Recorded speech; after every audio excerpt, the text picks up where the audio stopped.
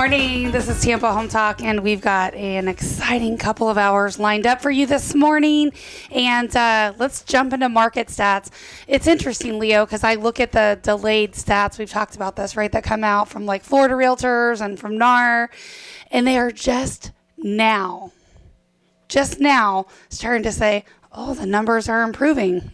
Oh, because they're several months behind. I love that. I mean, it's so delayed. Like, it feels like it's eons delayed, you know? Well, that's why I like print media. It's yesterday's news tomorrow. I can't wrap my brain around it. And I almost wanted to share one of the things I was looking at, but I was like, no, it's from NAR. So it's like national. And, you know, I want to be hyper local with Tampa Home Talk. But nonetheless, let's share the numbers for the week, shall we? Yeah, let's do it. 7/24/20. That's today. Wait, last week is 7/10. Where's our 7/17? It's digital, actually. We do have it. Mimi, we'll have to grab the 7/17. Yeah, I mean, it was way up. We're rocking. New listings are up. Solds are up. Pendings are a little bit down. Canceled or down. So yeah, this looks like this looks stronger than normal for our summer months. Yeah, I mean, we still have to look at the fact of, it's kind of like the new listings, right? That's like what's coming. Mm-hmm. The pending is what people want to buy. We know that falls through, you know, for inspection or other reasons. And then the sold data, 1513. So I mean, that the sold data clearly is still higher than the new listings that are coming on the market. Yeah, I mean, this is very, very strong. I mean, we hired 2 inspectors recently because we just can't service our clients fast enough. Yeah, I know. Like, you guys we've been trying to schedule inspections because we got to write 7-day contracts, like 7-day inspection timelines to even get our offer accepted. We're putting that in with escalation clauses to get our offers accepted. Yeah, I mean, it's like, what is everyone in one of the COVID lockdown states moving here? It feels that way. That's does. For sure. So let me just explain what an escalation clause is for a moment, because that's a term that we use, but it's probably not a lay term the general public would be familiar with. Do these escalation clauses happen rapidly? Sort of, yeah. So what happens is, in a multiple offer situation, and we're seeing multiple offers on everything that is priced right, that shows well, that's, you know, ready to sell. And so the escalation clause says, we see a couple different ones. I don't put a cap up to a certain price because I don't feel like we need to. Like, when I represent the buyer on an as-is contract, they can get out of that contract for any reason on their inspection, right? So if they decide they forgot what color the doorknob was and they don't like it, they can get out, right? And they'll blame the home inspector, and the seller will give us a nasty call. Well, the bottom line is they don't have to blame the inspector at all, because technically we don't have to provide the inspection report to the other side. And that's why the seller always blames us. Right. So here nor there, but we explain that to our sellers going in. Look, the buyer can cancel for any reason. Doorknob color. Yeah. So I know there will come a time where we'll start to see these non-as-is contracts start to surface. And so the non-as-is, and I'm getting off track, but I'll come back to it. The non-as-is contracts actually have repair limits in there for the sellers. Mm-hmm. So it's 1.5% of the sales price for general repairs, 1.5% for wood destroying organisms, and 1.5% for something else we never see. I forget what it is because we haven't used that contract actually in years. But anyway, the as-is, they can cancel for any reason. The non-as-is, the buyers can't get out as easy, right? So right now, buyers are a dime a dozen and sellers have their pick. But when they're not a dime a dozen and the market starts to shift, we're going to start seeing more non-as-is contracts where they're going to have to provide the home inspection to prove that, you know, the repair limit is not exceeding 1.5%. Nice. I'm looking forward to that. Well, actually, I'm looking forward to this right now because this is outrageous. This market's on fire. So going back to the escalation clause, right now, what we're seeing is multiple offers, and we literally write the offer that just says, you know, if you get another bona fide offer that is, you know, more than our offer, we will pay $1,000 or whatever more than that highest offer. But obviously they have to provide proof, right? So they've got to give us the offer. We got to see the agent's name. We got to see all the terms. You have to have a friend who put an offer in. Well, let me tell you what, on those escalation clauses, we dig. Thank you, ma'am. Well, Here's your last week's number. So the escalation clause, that's what that is basically, you know, we're going to exceed any other offer. And so I've actually got a really fun guest joining us next hour. But I will tell you, you know, their property hit the market last week. We had 29 offers on that property In 1 week or how many in days? one weekend. This is interesting. This actually might be a good tell right here. Now that I'm looking at last week's data as opposed to 2 weeks ago data, we have leveled off. I don't The know. statistic difference between 717 and 710-24 is negligible. Look at all the numbers. They're negligible between the two. I understand what you're saying, but I won't concur with this They're unless not- it consists week over If week. we get one more week, it'll be proven. But the difference week over week, this is the first time we've seen this in a long time. It is basically not. Now, what are we seeing price-wise? So, well, I mean, what he's saying here, basically, price-wise, I'd have to pull. Right now, we're just looking at the general numbers. The general numbers are looking. So in 3 counties, Hillsborough, Pasco, Pinellas. Yeah, it's negligible. There's not that nominal difference. I'm using all these terms that statistics people use that all mean the same thing. Negligible. So nominal. what you're seeing. So for example, last week we had 1102. And this week is 1108. Same. That's a sigma of 6, and when you divide that out, that's less than 0.5%.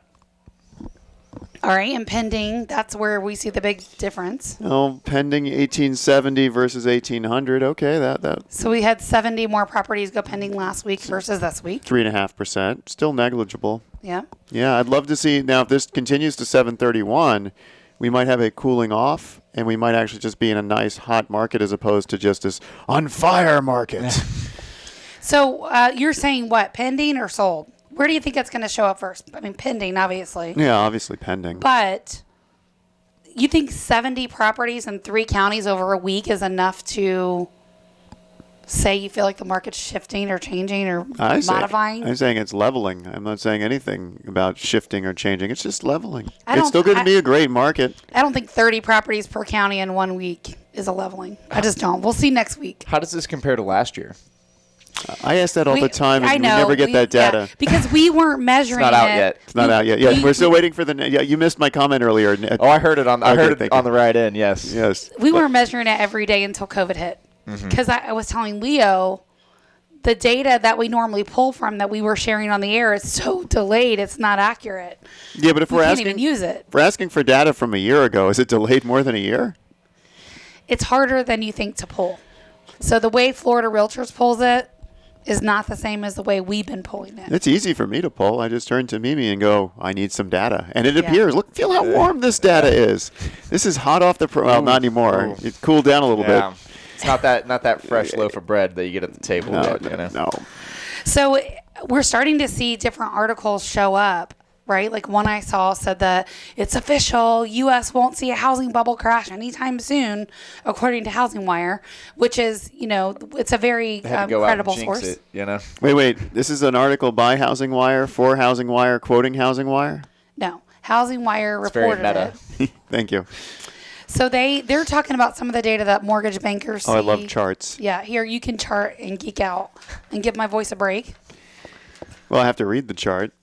You're a speed reader, remember? You can read a whole book in like 15 minutes. I do, but when they're making up statistics to prove their point and they have a graph, I have to can't read what the wait. graph is. I can't wait to give my book to Leo because I wrote it. I've been in the process of writing it for almost a year. This article is useless. The data Now, on are the we going to graph. get some signed copies when this book is Yes, ready? I'm actually going to have some advanced reader copies come out soon. But This article's from April. I'm going to test Leo and what he says. He says he can. How long does it take you to read a book? If it's a business book Yeah. written in the traditional business book standpoint, I can read the whole book in about 90 seconds at most. Okay, so I'm going to put him to the test. As soon as I get an advanced reader copy in my hand, I'm going to give you the book right before we go on the air. And I'm going to have some questions lined up Okay. I'm gonna wait for it to come out on Audible. to see how much How you long? know. How long does it take you to listen to a book on Audible? Do you do that thing where you speed it up? I do. It depends on what they're talking about. I do. I found that I have to listen at, depending on the author or who's reading it, 1.25 to 1.5 times speed. Do you? No. I sometimes watch my I just movies let it that ride. way. How many titles do you have in your library? I only have like 3 or 4. I just never stick to it. I have almost 400 books in Wow. my Audible library. I've had Audible since before Amazon owned them. I just listen to music. Like you need any more information in your brain, but okay. Yeah, no, I listen to a lot of business books. Anyway, I'll share a tip. that I got this week from Brian Tracy. It was on An insurance tip? No, it was a conference call with Brian Tracy, well-known author. Mm-hmm. He's written about 80-some books. 10 seconds. In his 70s. 10 seconds. He said something that stuck with me. 813-377-2775. That's 813-377-2775. Are you looking for your...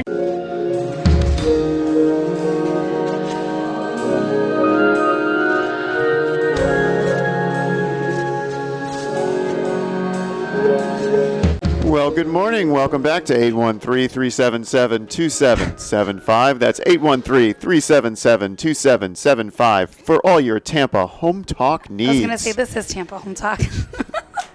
I'm your host. That's Leo Kane. I'm Katrina Madewell. And we have Adam Talley. And Adam's back. Back, yes. It How feels was, good how to was be the in. beach? Beach was very nice. It was good to get away for a little see bit. no tan. He's a white boy. There's tan in There's there. no tan in there. There's tan. I don't believe you went to the beach. Well, I had to work a little bit while I was there, but The whole time? Still went to the beach. That was The good. seclusion of a curtained room. You know, you did the beach right if you don't come back looking like a lobster, though. So That's yeah. true. Yeah, for me, that means like skin cancer. So, yeah, it's 50 all the way. I would like the beach if they just get rid of the sand. I like the sand. It's the sun I don't like. I don't like the sand either. That. Hey, you have your guest online. Oh, we do. Oh, speaking of what lives in the ocean. No, crocs. Not exactly. No, they don't live in the ocean. They're saltwater crocs. So we have Mr. Is it John Panner? Do I have it right? Yeah, it's John Panner. And he's with Croc Encounters. My radio show coordinator thought that we needed more of a fun show, that our shows have been a little bit too intense the last several weeks, so we wanted to bring something a little bit fun to you guys this week. So Croc Encounters, originally from Buffalo, New York, and let's talk a little bit about what you guys do, where you're at, are you open for COVID, and some of those details. Yeah, sure. We are located over by the fairgrounds in Tampa, just north of the casino off 301, just outside the city limits of Tampa. And we are definitely open. We have taken a lot of precautions, necessary precautions for the whole COVID situation, extra sanitizing, limiting group sizes, but we do have guided tours running all day, 7 days a week. So talk a little bit about your place. You guys were established there in January of 2005, right, as a sanctuary for unwanted reptiles. Is that right? Yeah. That was the start of it, January 2005. I had been working with reptiles for a long time before that. I had been doing a lot of work with alligators before that, and I saw a need for a place to take in unwanted wildlife, especially the alligators and crocodiles. We started building up enclosures. We started building through the years, getting larger and larger, taking in unwanted animals. We mainly work with alligators and crocodiles. Now, we get them from all over the country. We'll get them from zoos. We get them from aquariums. Even people who have them as pets, they realize, hey, this alligator got a little too big. They'll make arrangements to ship that alligator down to us. So that's where most of them come from. So even our big guys. I'm sorry, go ahead. John, I want to ask a little bit, because a lot of people, right, like especially people that move here from other states, the question I get every single time when there's a little body of water in the back of the house is they're like, is there gators in there? Like every time. Oh, definitely. And I'm like, listen, any body of water in Florida, there can be a gator. Don't feed them, that sort of stuff. But I would love to know what got you on this path, because not everybody goes, hey, I'm going to open a nonprofit sanctuary for crocs and, alligators people don't want. Well, the thing is, I had a very strong interest always in reptiles, and there just was a need for a place to take in the unwanted alligators and crocodiles.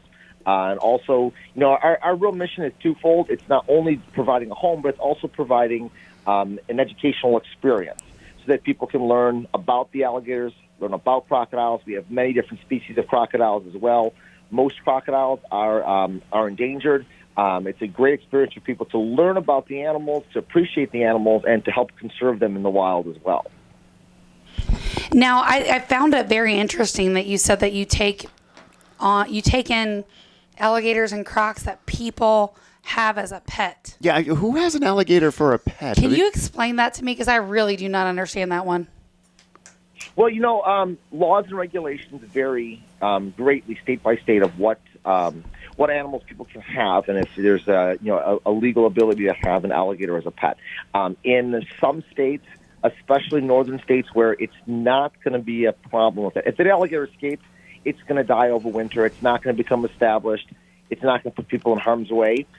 In certain areas, they really never made it illegal. Now, is it a huge problem? No, there's not like thousands upon thousands of alligators looking for homes. How does anyone even get a pet alligator? You know, depending on the area where they are available. Some pet stores might have them. You can order them to online or something like that. So are they? Like I said, it's not a real I big can't even problem. believe someone that. Or I was thinking like, maybe a baby gator was born and abandoned. Like that's what I'm thinking in my head. No, if you can get a box of chickens delivered to your doorstep second day air, you can get an alligator. Yeah, you definitely can, depending on where you live and depending on regulations and things like that. A lot of times, the more rural areas won't have that, illegal to have in certain states. And that's just because it's a public safety issue. They don't want, certain areas of people to have the alligators and crocodiles and things like that. Other states, there's extensive licensing programs. Florida has a lot of regulations, a lot of licensing, as does a lot of states. And even people that have licenses, just like zoos or aquariums, they get to points where they don't want the alligator anymore. The alligators have gotten too big. They've got too many. It's time for a new exhibit. We'll work with those kind of places too. It doesn't have to be just the person keeping it in their house. It's regulation. It's places like that where they, they're changing their focus or they just have too many animals. We even work with a few zoos where we'll take in the larger alligators and we'll send them some small little guys so they can use them for education, use them for exhibits. When they get too big, we'll swap them out again. So how many do you guys have? I'll be perfectly honest with you. I couldn't give you an exact number. Do you have an idea? Roughly we have maybe about 150 alligators, maybe about 30 or 40 crocodiles and other animals. Overall, over 300 animals. Okay, I got a quiz for Leo. What's the difference between an alligator and a croc? I mean, there's lots of differences, but the easiest way to tell is to look at the nose. All right, what else? John? You're asking me? Well, there's a lot of differences. Alligators and crocodiles, he said looking at the snout, definitely that's a good way to tell them. Alligators have a rounder, more U-shaped snout. Crocodile, it's more pointy. Alligators have about 80 teeth, half on top, half on the bottom. But a crocodile, he actually has less teeth than the alligator. But if you look at the crocodile's face, he has a more aggressive, more toothy smile, as we like to say, because more teeth are exposed. With the alligator, most of his teeth fit inside of his jaw. Colorations can be different. Alligators, everyone thinks they're green. They're not green. They're black. When they're juvenile, they're black and yellow. Crocodiles can be gray, tan, a variety of different shades of that, but they're not that same dark black like the alligators. Another big difference is their toleration of salt water. Mm-hmm. Alligators, they're a freshwater animal.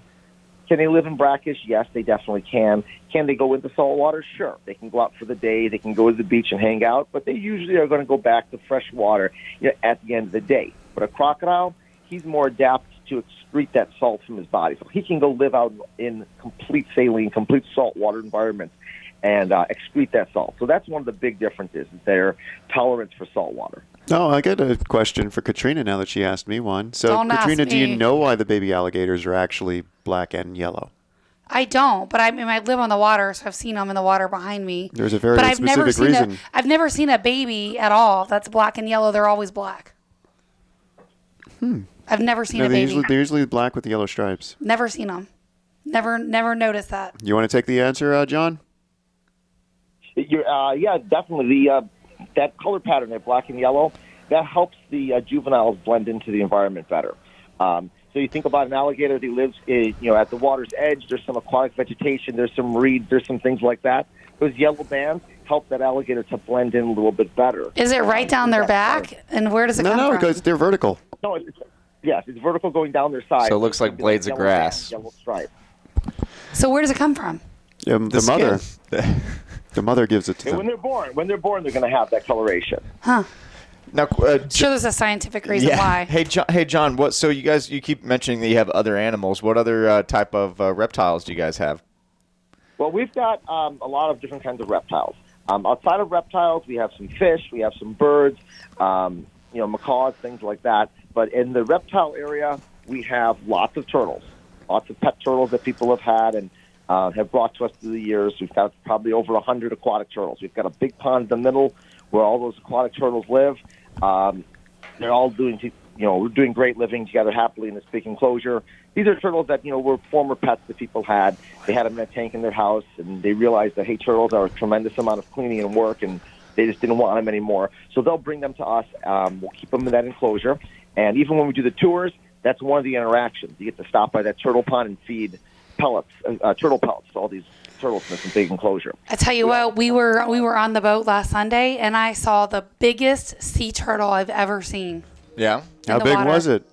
He was huge. I mean, really, he was big. It was large too. No, but do they're not on the surface much, are they? Because I've never really seen them. You gotta seen breathe. Dolphins a lot. Seen manatees. Yeah, they have to breathe. They have to come up and breathe. Well, he was just like chilling right on the top, and there's a little sandbar that's out there that a lot of boats kind of park around. So it ends up being like this big pool in the ocean, and he was right there. Anyway, okay, so when we come back, John, let's talk a little bit about what you get to do on the tour and some of the other frequently asked questions you get. Our off-air number, 813-377-2775. That's 813-377-2775. You can text the word turtle or croc. And Croc Doc. What do they get in return? 10 seconds. We'll figure that out when we come back. I'll figure it out when we come back. Thank you We'll for talk listening. to John and figure it out. Yeah, thanks for listening. We'll be right back after the break.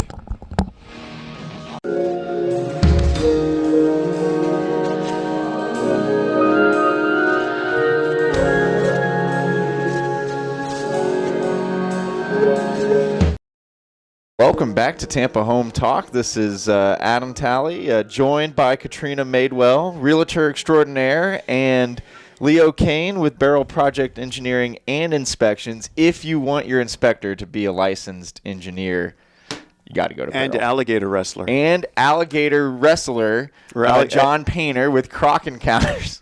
No. This is a very exciting show today. Is it indoor or outdoor, or what is it? Like, can you describe the environment? Yeah, that's a great question. We get that call all the time, asking us if it's indoors or outdoors. We are 100% outdoors. The only exception is we have a covered pavilion that we use for events, birthdays, schools, things like that. But it's 100% outdoors. We have raised boardwalks, so if it's wet conditions, your feet are going to be dry. If it starts to rain, we've got plenty of umbrellas, but it is completely outdoors, so that does help with the current situation as well. How do you contain the gators? Well, the alligators are all inside enclosures, so it's okay. Very safe. We have different enclosures for different kinds of alligators, different kinds of reptiles. We'll have different species of crocodiles along the way. We'll have multiple enclosures for different size alligators. But yes, they're all contained, so you're not going to get eaten when you get there. So, is anyone actually holding the alligator? Like, what do they do on the tours? Well, that is a good question, and they will be able to hold an alligator on the tours. We have an interaction. We have to specially make this to be in more compliance with, social distancing and requirements right now. We have a pen where we have a small alligator, a juvenile, maybe a 3-foot alligator, and you get to go in that enclosure. He's taped up, of course, because we don't want anyone to get hurt. You're able to pick up the alligator, pet the alligator, take pictures with the alligator. How much does a 3-foot alligator weigh? Because I thought they were heavy. Oh, no, he's not that heavy. That size alligator is a couple pounds. Even small children can pick the alligator up. Alligators are pretty light. It's going to be a big one. Okay. They're mostly teeth. I don't know. I'm just... I wonder... Like, so how does that do? Because I know, obviously, if you live on the water or whatever and there's gators, you're not supposed to feed them or interact with them or anything. So how does that work for them in the sanctuary type setting where people are holding them? Like, how do the gators, what's the long-term impact on them? Well, it's not wild. They're not wild alligators. These are all captive alligators. Like, they're never going to go back into the wild. Okay. So there's no concern of the alligator, becoming used to people. These are all alligators that were at other places or things like that. So they're never returning back to the wild. So there's really no concern of that alligator, getting used to people or anything like that. Okay. I don't know. So I just like letting you ask all the questions. You're like in complete awe here. Yeah. This is I'm amazing. just trying to think about how. Can you explain Speechless. the tour? Like, I'm just trying to think about how the tour goes. Why don't you go do a tour? Yeah, you want to do a tour. Yeah, take the kids. You That's got the kids. best way to got tons of experience kids. is My to... kids are teenagers. They are not interested in any of that. Oh, all you have to do is tell them alligators are baby dinosaurs. There you go. Yeah, my kids are. Leo doesn't Plenty have of kids. families, even with teenagers. My kids are 14 and 17. So, John, do you have a snake exhibit at your place, or is it just strictly the crocs and gators and turtles? No, we do have snakes. We don't have all the snakes that we currently have on exhibit. That's something we're working on, is adding more snake enclosures and adding some more variety in them. But we do have some snakes on exhibit. We also have a interaction area where we have a small snake, like a ball python, that the public's able to touch and pick up for pictures. So you also will get a chance to, do a little petting of that snake and pick them up and take pictures with them as well, and that's included with the tour. Can I get my traditional photo? I'm holding a baby alligator and I've got a boa around my neck. Can I get that? Well, we don't have the boas for the interactions, but we do have the baby alligators. So you would be able to do that part at least. The snake is in a separate area. You'd be able to hold that snake and do a picture. We don't combine the two just to keep things a little bit easier right now. Yeah, I just remember growing up, it was some gator farm, and I had that traditional picture. I'm holding the baby alligator, and I've got the snake around my neck, and I look terrified. Well, we can make the exception for you. If you let us know in advance, we can make. There you the go, exception. Leo. Definitely do that for you. Well, I don't think I'd be terrified in this scenario. I think Katrina might be. I am not putting a snake around my neck. I'm just saying. You're not a snake person, I am Katrina? not. No, I will not do that. And no, Will you hold, I don't will even you think I hold will the touch baby? the gator. No, I don't think so. Oh, come on. How have you not done this? I'll watch you guys do it. Okay. I don't need to touch animals. Animals that don't want to be touched, I don't go out of my way to touch. Mm-hmm.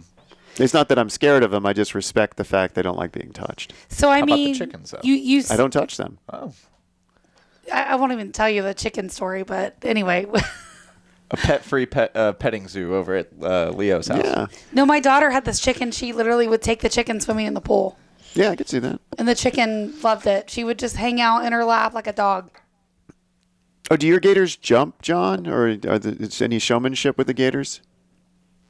Well, the alligators, I'll be honest with you, they're very, they're well fed. They're very well taken care of. They don't get extremely aggressive at feeding time. That's because we do, offer food on a regular basis. In some of the enclosures, they will definitely jump up for the food that we're throwing to them. Other ones, they're just so used to, living that life where everything's handed to them that they don't do the same jumps and that like that. In the tour, though, there will be stops along the way where we are feeding the crocodiles and alligators. We'll lure them up with chicken. We'll try to get them to jump for the chicken. There's even a spot where the public gets to feed the alligators. We've got an enclosure with about 100 alligators. We have a pellet diet. It looks like dog food. It's a special diet both for alligators and crocodiles, the zoo diet. And they get to throw those pellets into the alligators and feed them themselves, too. That's so pretty... a lot of opportunity for that. That's pretty neat when you're using the pellets, because I've done this before at some of these places. When you throw the pellet in, the gator will actually do its natural jump twist move. So when the gator likes to grab, and when it bites, it wants to kind of tear into its prey and drag it down to the bottom. So even on these small little pellets, it'll kind of leave the water a little bit to do that twist move, and it'll kind of grab it and twist down. I'm not doing a good job explaining it. No, I'm following you. Because I have hand motions. But it's kind of neat to see it even do it on something like a pellet where it could just open its mouth and clamp shut. I was going to ask you what all they eat. So they eat chicken and these gator food diet pellets. We feed fish. We feed chicken. And then we also will feed sometimes some rodents, like frozen rodents we'll buy from like suppliers. Like rodents we'd feed our snakes. We'll also give them to some of the alligators and crocodiles. And then, of course, the pellet diet as well. So we try to mix it up, give them a varied diet. Some of them, they don't really like fish. Some don't like chicken. Some love the pellets. Other ones don't. So we try to offer some different things. Have you ever gotten bit? I've never lost a finger or anything that significant, but I've had a few bites through the years. It's going to happen. Like where? How? Just on hands, like handling the alligators and that. See, this is why I don't touch animals that don't want to be touched. I have never been bitten by a wild animal. I mean, I'm sure that's... Have you been pecked at, though, by your chickens? No, they come up to me and they know that I'm a source of food. So and I'm not the source of food. I am a source holding food. Correct. Yes. So have you guys done any like field trips or anything? Because it sounds like you've got a pretty good sanctuary of like animals and information there. We do field trips. We do them on-site and we do them off-site. So some schools would prefer to have us come out to them. We definitely do that. Usually in the summer months, we start booking up as early as December. And then by, May, it's 100% booked. This year, it's a little different situation. So Yeah. we still have a lot of openings. The whole world's different this year. We'll go to that. I'd like to see a gator in a mask. That'd be cute. Yeah, have you ever done like the Great American Teach-In, and do you take a gator with you? We have done the teach-in a couple times. And we don't do a tremendous amount of the teach-in, but we do go out for the teach-in usually every year for a couple schools. So do you take animals with you? We would take something with us, yes, if we went. How do you transport an alligator? I'm very curious. In a suitcase. It's going to depend on the size of the alligator, of course. Like if we're talking about like a 8-foot, 10-foot alligator, that's something that goes into like a wooden crate. Smaller alligators, we just use like plastic boxes with a lock and a latch, air holes on the side, and that's usually the safest and most comfortable because it's dark and soft inside. We'll put some bedding in there, and the little alligator does just fine. But for the big guys, that's something that's got to go into a large wooden crate. Would you take the big ones with you, like to a school for a field trip? We usually aren't taking big alligators for things like that. We're taking usually 8 to 10 different reptiles: snakes, lizards, turtles, tortoises, and then a small alligator, like a 3-foot alligator. It's a typical school program. If they come to us, we do the same program, but they get a tour of the facility. So either way, we're still doing that program with the 8 to 10 different reptiles. And you guys actually do events too, right? We will do events. Again, unfortunately, this year, not so much with the events. A lot of things have been canceling, but we will do events where they're looking for something that's entertaining, also looking for something that's educational.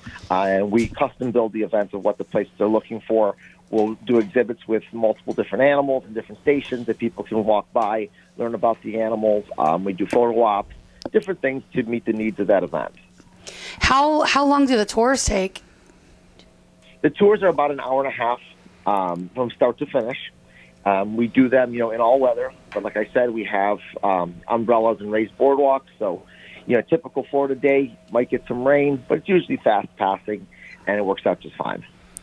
So, Pat, are you still with us? Of course I am. Okay, why don't we give away a family pack of tickets to Croc Encounters? Well, they're going to have to call or text. Well, they can't call? No, because our guest because the guest is on the line. Yeah. We can't call. So, Let John me call is... that number that you love giving out. Yeah. John's gracious enough What to is that? actually give you guys 813? a family tour. Yeah, love to actually give out a family tour. So how do we do this? We're going to put Mimi on notice? Yeah. Yeah, just call or text Croc Encounter to 813-377-2775. Again, 813-377-2775. And we will take the first one. Yeah, we'll take the first one, and then we'll provide you a family pack of fun afternoon excitement. Hey, John, can we do a discount on anyone else that has an inquiry? Can we do a little percentage if they mention Tampa Home Talk or they mention my name? Yeah, we can do that. Let me see here. Now we put him on the spot. I just wanted to give away tickets. Now you want to make everyone get a discount. Well, I mean, I know more than one person's going to ask. And so we only have Okay, one. Sure, we can definitely do that. We can just do like a 10% off for anyone that does that. Okay. All right, so just text Croc Encounter to 813-377-2775, or just even Croc is fine. Yeah, the first person will get a set of tickets, and everyone else will get a discount code. You got to use the word Katrina to get 10% off. Or Tampa Home Talk works. And John, when we come back, or actually, what's the cost to get in? Is it normally like a family price? Is it per person? What's the cost? Well, generally speaking, we do the family price. And what we do is it's $99 for groups of up to 5. That includes the guided tour and all the animal interaction. So that includes the feeding of the turtles, the feeding of the tortoises. I don't think we talked about that, but we've got a big pen with 25 adult tortoises. Oh, we should talk about that when we come back. All right. Very excited about that. You've started singing to Leo's heart, so stick around. He's definitely going to want to talk I about got that lots when of we come tortoise questions when we come back. back. All right, I'll do my best. 813-377-2775. We'll find out if we have a winner, and we'll be back in just a moment.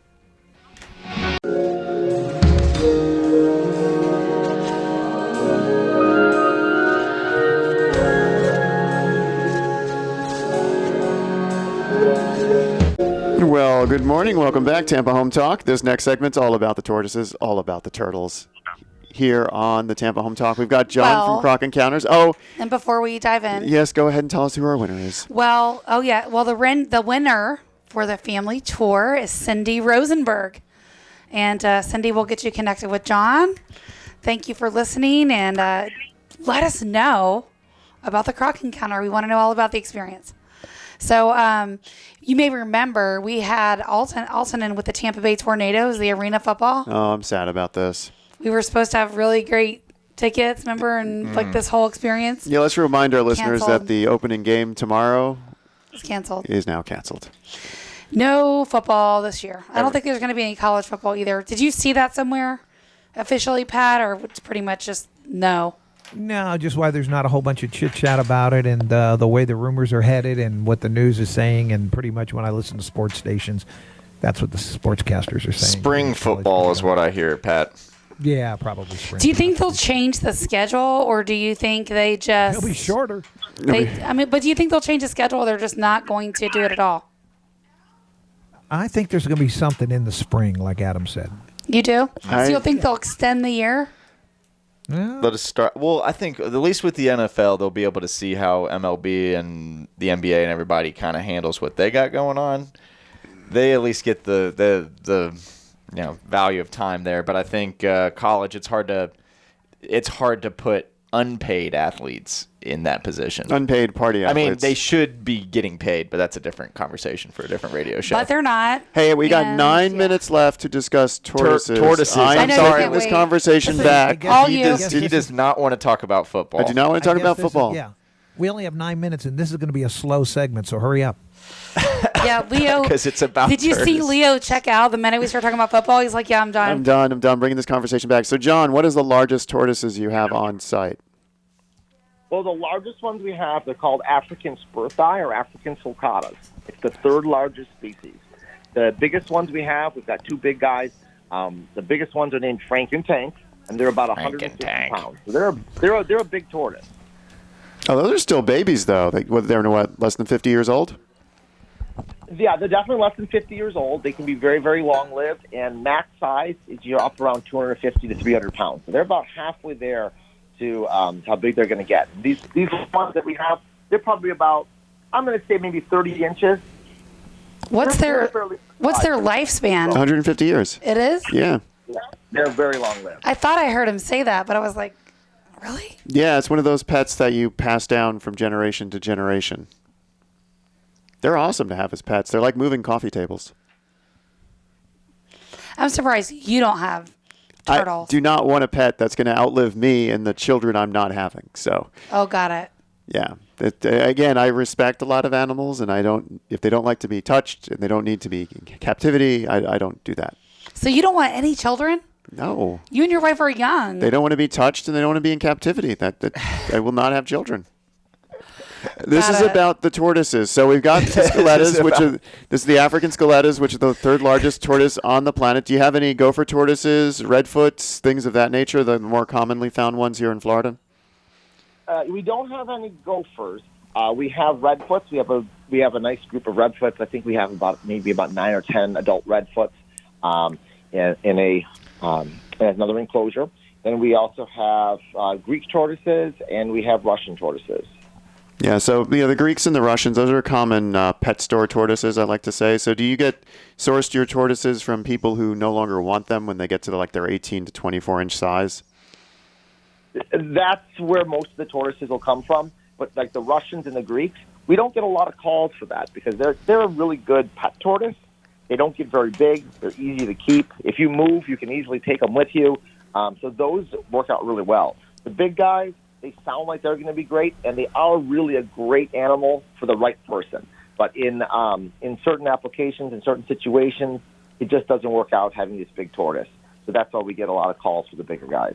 Okay, now let's move on to your turtles. You got some box turtles, some slider turtles. What kind of turtles do we have here? And do your turtles share encounters with the alligators?